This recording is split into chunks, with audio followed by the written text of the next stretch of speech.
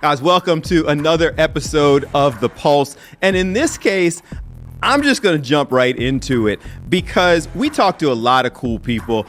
We don't talk to a lot of people that have that legend status, people that when I launched this show, we put together a wish list of people we wanted to talk to.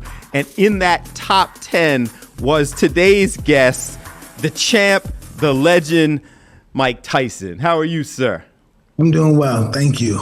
I appreciate you spending time. It was true. It was one of those things where we said, if we could get anybody, I want to talk to Mike Tyson. That's incredible. I appreciate it. Most people, I'm sure, I hope so, most celebrities, or what do you call superstars, they don't look at themselves that way. If they do, it's just for a short period of time. They grow out of it. They're hearing how great they are and stuff, you know? You were on tour now. It's the follow-up show. So let's start there. So you did the show several years ago, Undisputed Truth. Big hit, sharing stories, now following up. So tell us what the return of the mic is all about. The Undisputed Truth was talking about my life, the beginning of my life and everything. This is just pretty much stand-up and expressing experiences in my life. Do you like doing this? Because over the years, it didn't seem like you always wanted to talk about your life. Well, listen, I have to grow up and enjoy my life and benefit from my life. So you like doing it now and telling those stories? Yeah, I like being on stage. Okay. I don't like it till I'm on stage. If I'm on stage, I'm in. So all the stuff that goes into it, not necessarily, but once you're there and interacting with the people, you like it. Mm-hmm. That turns me on. What's the transition been like? We were telling stories here in the studio of, somebody who at one point viewed as the most feared man on earth, the baddest man on earth and what have you. And then over the years, that fear turns into respect, turns into, the unk status almost, where people just want to pull your knowledge and offer that level of respect. What does it feel like to evolve through that over the years? People look at me, and I'm not saying it from an egotistical perspective. They look at me, the city shuts down, everybody's going around Mike Tyson. And I wonder if these kids wonder, how do Mike Tyson feel, Yeah. They don't know if he get mad. They don't know one day he thinks about killing himself. He don't know that Mike Tyson been into a lot of prisons, a lot of psych wards and stuff. Imagine, when they look at me, they don't understand that. They would never understand that. They would think my life has been perfect. They don't know we have struggles. What's their reaction when you share that stuff? I'm glad to be able to tell them. I want them to know who I really am. I'm not the guy. I'm not this feared guy. I'm a little scared boy, and I managed to get in this position. I'm old enough to have seen the fights and the lead up to the fights and the presentation. And over the years, you've talked about that, some of the fears and some of the struggles. But to admit it publicly seems like an interesting process. Was that hard to start doing that? Well, yes, at the beginning it was, because, being the greatest sometimes involves, I'm talking about the elite. Mm-hmm. Being that person sometimes, he's motivated sometimes by shame. Okay, so shame for what? For what he did, what he's become. I'm the kind of guy that saw his mother get everything. Mm-hmm. When I was a little kid. So that's how my mentality rolls. So telling those stories, do you care that people better understand you, or that's just for you? No, that's just for me. I am who I am. Everything, I guess, I don't know why I'm Mike Tyson, but I have a great tenacity to work hard, and I refuse to lose. There's a clip that goes around now. You go viral a lot on social media. There's a clip that goes around now when you were sitting on the Arsenio Hall show. Do you remember that interview? It was you, Muhammad Ali. It's been so long. I see it sometimes, but it's been so long. I was a little kid. It was interesting because they asked Muhammad Ali who would win in a fight between the two of you. And he just kind of responded, he would. He's the best. No, I ain't full of I don't believe that. But even then, and you're the champ at that point, and you're knocking people out, and you had an extreme level of respect for him and the greats. Well, listen, I got inspired by Ali. Where was that? I was in Spa for Juvenile Detention Center, and he came to visit. And so he inspired you. Yeah, I said I want to be like him. At that point, he's the greatest. He's the legend. He's still. Yeah, I'm 12 years old. 12, 11 years old. I'm locked up, though. Isn't that crazy? Really? And that's when you met him? Huh? That's when you met him? Well, yeah, I didn't touch my senior. He was in front of us in the auditorium, and I said, I want to be like him one day. Just him on my head. I didn't even really believe that. So I want to be like him one day. Well, but now you look back. Do you think that you achieved that in some capacity? Yeah, in a small capacity compared to him. Yeah, because that's just respect for him and everything that he's done. No, that's reality, bro. That's reality. Coming up, he's known for being a fierce competitor in the ring, but it's honestly some of the emotional moments out of the ring that have truly shaped him. I just live my life the way I can and the way that makes me happy, because my whole life changed pretty much when I lost my 4-year-old daughter. Do you accept how people view you, both as the fighter, but now kind of as the person and sharing information and changing lives? Well, I don't know how people view me. I don't particularly look into those subjects, but I just live my life the way I can and the way that makes me happy, because my whole life changed pretty much when I lost my 4-year-old daughter. Yeah. Okay, how? A home accident, freak accident at home. Yeah. No, I'm sorry. I didn't mean to probe about how. I respect that. No, I told you. I brought it up. But I meant how did it change you? Not how did you lose? I wanted to do this for her. But look at me now. I remember with the Jake Paul fight, a lot of it was you showing people that you could still do this. And you said at some point, I wanted to show my family I could step out there and do this at 50 some odd years old. You're still showing people things? I don't care. I never did care if people thought, but by being that person not caring, that's what makes my success easier. It's complicated when you think about people caring about what people think about you. That's almost suicide. What do you hope now?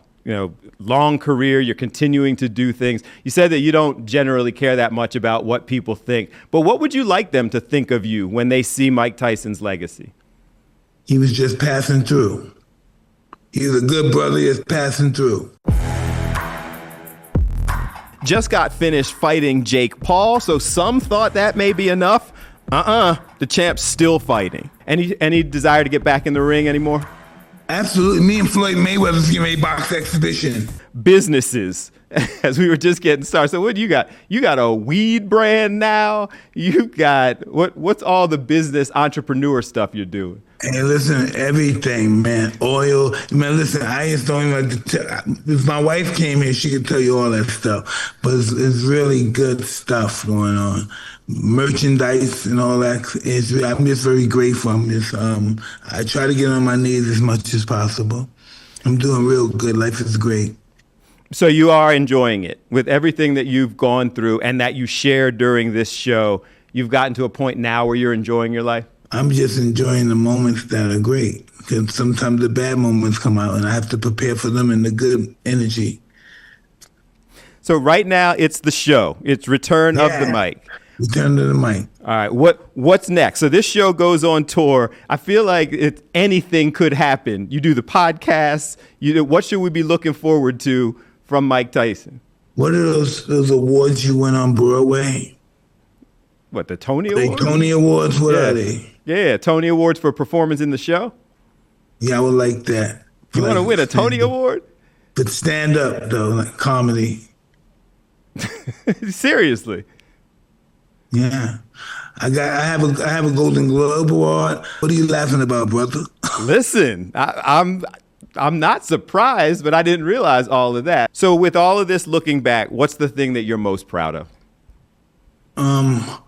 My family, and that I succeeded in making sure my mentor had his dream. That's the motto. Yeah. Do you think that that's still, I mean, that's a story that you have continued to share and to tell. He still impacts you to this day? Yeah, where he came from. How did God make him and me meet each other? 56 when I was born. Customado. Yeah. Seems like talking to you, and this is kind of the way the other show went, it's almost like you're still kind of surprised by the journey that your life has been. Is your life still surprising you?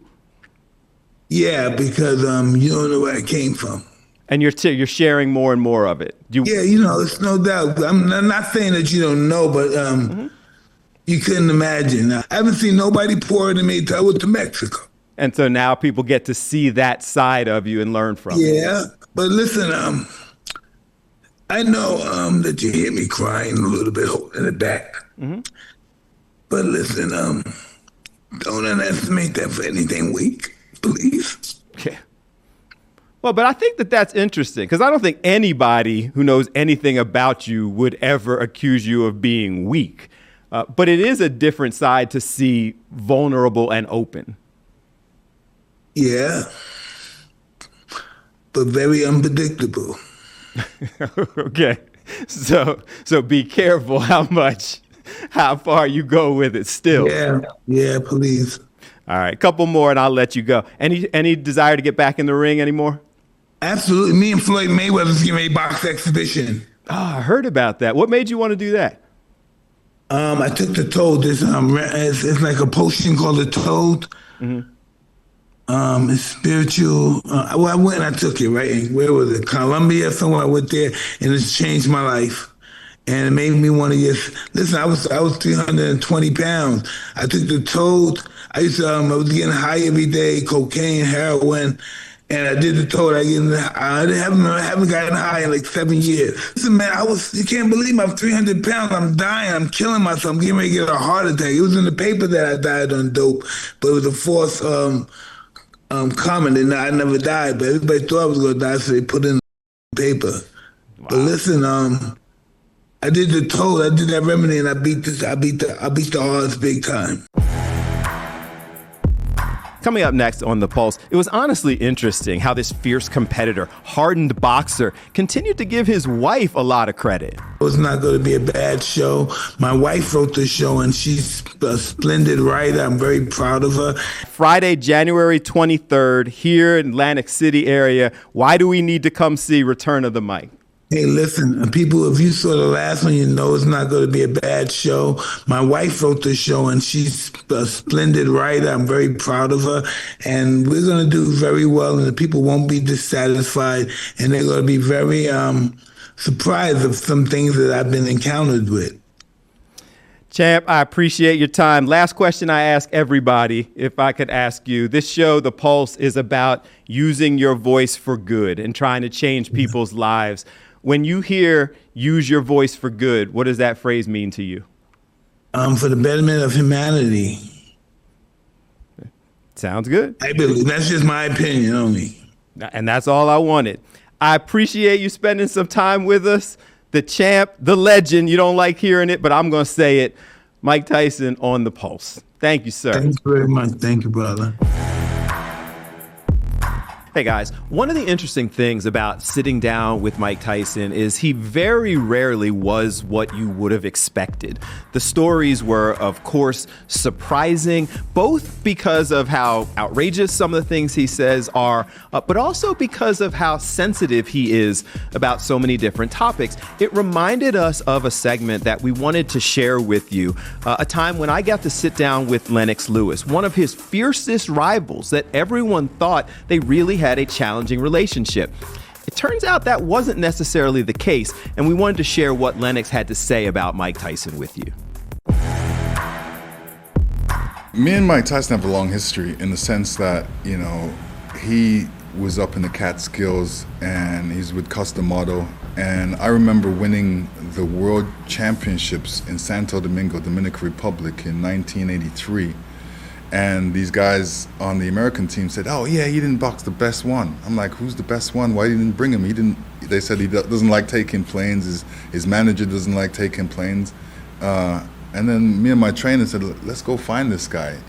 So we drove up to the Catskills one weekend. When I went up there, Mike Tyson was such a nice guy. He took me around. Really? He showed me movies of different fighters. And yeah, we had a great time. But then when we went into the gym and into the ring, he was a different person. He was trying to take my head off. So he was nicing me up at one point, and then all of a sudden, when we got in the ring, he was trying to take my head off. And he got the best of me the first sparring.